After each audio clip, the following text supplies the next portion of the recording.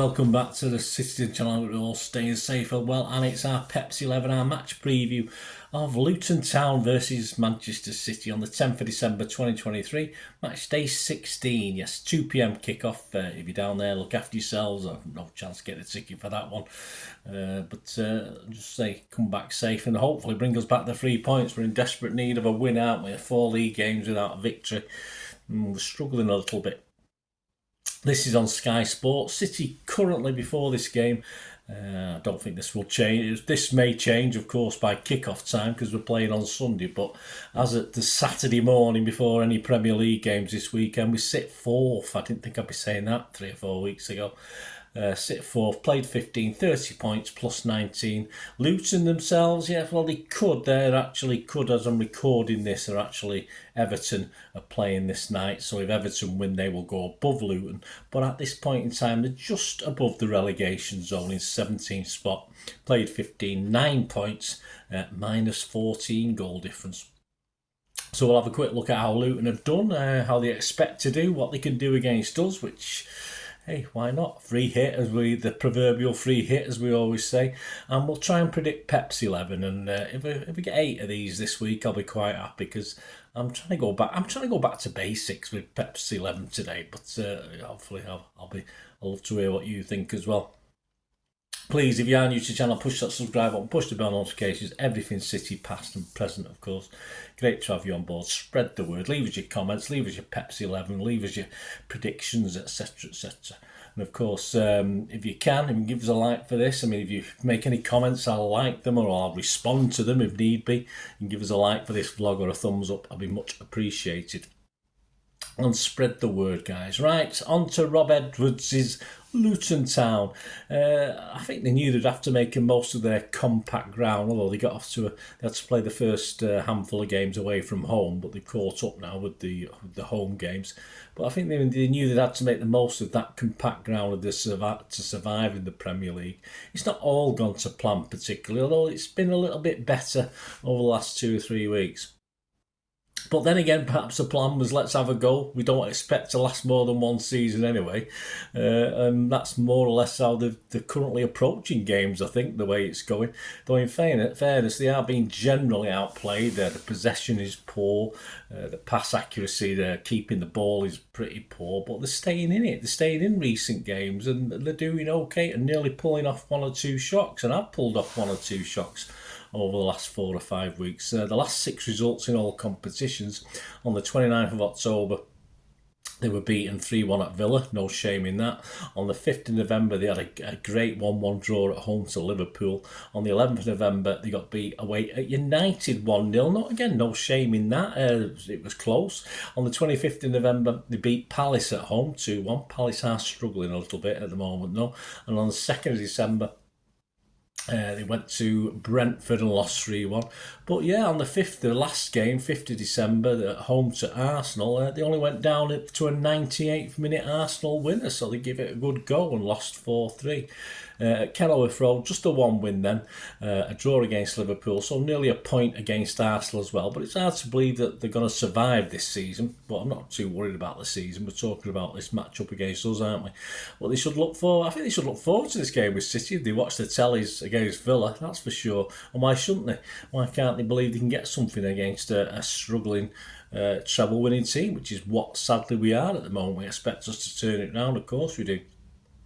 And on top of that, you know, me and my stats and history. Hey, history doesn't always tell us anything. I mean, old Unai Emery had never beaten Pep before that game on Tuesday night, but now he has. But history tells us that it's in their favour, yeah, because the last time we beat them in the league at Kenilworth Road was September 1959. Even me, it was that long ago. Even I was only a couple of months old, so that shows how long ago it was, guys.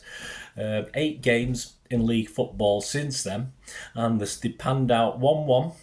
We've lost 3-1, we've lost 2-1, we've lost 1-0, 1-1, 2-2, 2-2, 1-1. So in 63 years since we won a league game at Kenilworth Road, though we did manage a League Cup win there in 1980. So even history's with them. So let's, as in Unai Emery's never beaten Pep, let us change our history against Luton Town at Kenilworth Road and get a league victory. That would be nice, wouldn't it? After us, their next 3 league games are Bournemouth away, Newcastle at home and Sheffield United at home. So I think they would be going for try and get 6 points from those. Hopefully they won't get anything against us and go for 6 points, which would come in handy for them. Yeah, they're not prolific. They're not exactly, although they've scored a few goals the last 3 or 4 games. If you look at the stats on the players, goals and assists, it's not prolific. You've got Morris, he scored 3, assisted 2. Adebayo has scored 3, assisted none. Brown has scored 3, assisted none. And Doughty has scored 1 and assisted 3. So they're not exactly got goal scorers and assisters in depth. It's really a question. It's going to be a question of City adapting to this tight ground and being professional in a, not a big crowd, but it would be very, very very visceral, very, very loud, and really be in the faces of the City players who, let's face it, are in a little bit of a slump at the moment.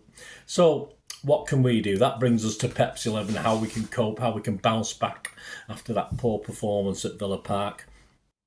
So what does that squad tell us? Anything that played the other night? Well, you could probably drop about 8 or 9 of them, couldn't we? But we can't do that, unfortunately. We don't have the squad size. But the team for City against Villa Park: Ederson, Walker, Diaz, Akanji, Gvardiol, Lewis, Stones, Foden, Bernardo, Alvarez and Haaland. The subs: Phillips, Aki, Kovacic, Ortega, Gomez, Nunes, Carson and Bob. So that's what can we take anything from that? Was anyone rested? I don't think so. I don't think they arrested anyone at Villa to play in this one.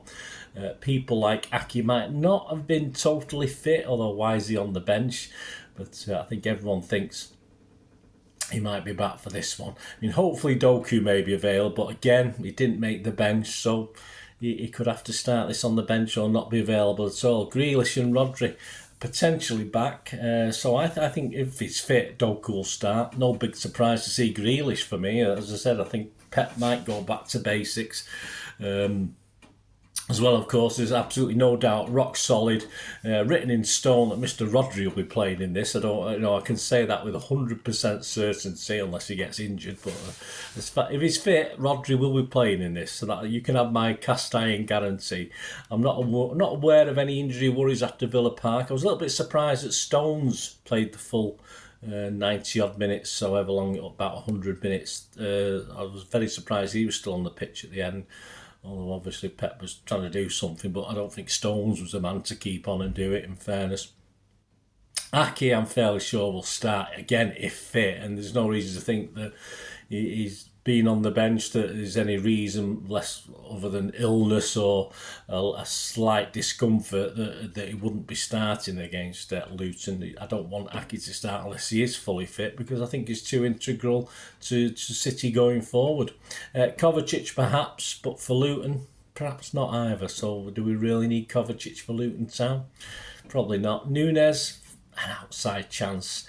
Dropped from that game against Villa. As I said, he could probably drop 8 or 9, but I will not be surprised if Mr. Walker and Mr. Alvarez don't make an appearance at Kenilworth Road. So, taking all that into account, my bits and bobs there, my whys and wherefores, this is going to be my 11. Let me know. If I get 8 of these, I'll be quite happy, guys. I certainly will, as I said, allowing for fitness problems, etc. So, this is my 11. Let me know what yours is. Ederson, Stones, Akanji, Diaz and Aki, Rodri, Bernardo, Foden, Grealish, Haaland and Doku. That's very bold. That's why I'm only going for 8, because I just think that's a bit more of a basic Pep team, and why not? We've got to start somewhere, getting some points on the board. Grealish and Doku, hopefully firing. Bernardo, Foden backing up defensively. Rodri supplying defence, and Stones being allowed to wander up into that midfield position, perhaps with the Akanji as well, leaving Diaz and Aki as defensive pillars, if you like. But we'll have to see. Let me know what you think, guys. Anyway, great to hear your thoughts on City's 11. Right, on to the predictions. Mine and Andy Morrison's. Of course, Andy Morrison puts this together 3 or 4 weeks previously, because he does it for the City magazine. Mozza said, I've been waiting 25 years to say I was the last Manchester City player to score away to Luton. That was back in 1998 in a 1-1 draw. And I must admit, I thought Luton were dead certs to go straight back down based on the first few months. But they found some form. have plenty of heart, and it's a tight ground where not many teams score. That said, well, apart from Arsenal 4, but we'll not worry about that. That said, keeping the City side at bay is another level altogether. Well, Andy hadn't seen him against Aston Villa, had he? But we'll let him off. Excuse me, guys. Moz's prediction for this game is going Luton Town 1, Manchester City 4. You can get 14 to 1 on that at the bookies average price. Right, I'm going for a City win. Yeah, after that predicting a draw against Aston Villa, I was optimistic, wasn't I? But I am going for a City win. But I'd love to see a 4-1. Don't get me wrong. But I just think the circumstances that they are, I'll take a 3-2. That sounds a comfortable 3-2. That sounds even worse, doesn't it? But I will take a 3-2. You can get 33 to 1 at that if you fancy that, guys. But there you go. So what 4-1 for Andy, 3-2 for me. I'm hoping it'll be 6-0, but we'll live in hope, won't we? I've got Dennis Law around these days. What are the rest of the odds looking like as at the 7th of December 2023? Well, as you'd expect, City are drifted badly. I think we were 4-9 on 3 or 4 weeks ago. We've now gone from last week 5-6 on. We're now into evens. We're almost, you can actually get odds against at some bookies. So yes, we're dropping like a stone, which means all the other competitors have moved in. Arsenal have moved into 11-4 from threes. Liverpool have moved into 7-2 from 4-1. Aston Villa was 66-1 before this game. They're now 28-1. And it's only old Spuds, only old Spurs have stayed at 50-1. The match odds themselves, City are, well, no surprise. City are 1-7 on to beat Luton. The draw's 15-2. And why not, Luton fans? Have a go on the draw, Dutch the draw, and a win for Luton. Why not? I would do. It's worth an odd 50p, isn't it? A draw is 15-2, and a Luton win you can get 16-1. You can actually get slightly higher. As I said, these are average prices. The most popular scorelines at the moment, and not the most popular scoreline is just a 2-0 City win. The fact, interestingly enough, the top 3 popular scorelines are all 2-0. Have they not? We very rarely get clean sheets these days. We must be due one, perhaps, on the law of averages. But 2-0 is 11-2, a 3-0 City win is 6-1, and a 4-0 City win is 9-1. So, anything with a one on it, I'd take 2-1, 3-1, 4-1, anything like that. So there you go, guys. Let me know your thoughts. Let me know if you're having a little flutter. What you're going to do, first goal scorer or whatever it is. Be great to hear from you. That's that. Yeah, did I give you the odds and Luton? Yeah, Luton. I think Luton to stay up. I did have those odds. What I'll do, I'll put them on the screen, guys. I've got them on the screen on the odds physically, but I've not written them down here. So Luton to be relegated and Luton to stay up. So I think it's 1-4 on to be relegated. And something like 11-4 to stay up. So yeah, so I think that's it from memory. You know what my memory's like, guys, but it'll be on the screen anyway. So there you go, guys. Let me know your thoughts. Let me know if you're having a flutter. Let me know your 11s. Let me know your match score predictions. They'll be interesting, won't they? It'll be great to hear from you. Of course, I'll be back. Might have a couple of things on yet. I'm hoping to obviously get the player ratings available from Sunday evening, but it's possibly I might have a couple of things on, so it might be sometime on Monday. But on Tuesday it will be my Pepsi 11 for the match preview on the trip to Red Star, of course, which we play on Wednesday, don't we? I don't think it's Wednesday, is it? It might be early on Wednesday, I'm not sure the kick-off time, so join me for that, and there'll be other bits and pieces coming out as well. Until we meet again, well, that's one thing, don't I, please? Stay safe, Blues. Come on, City. Bye for now.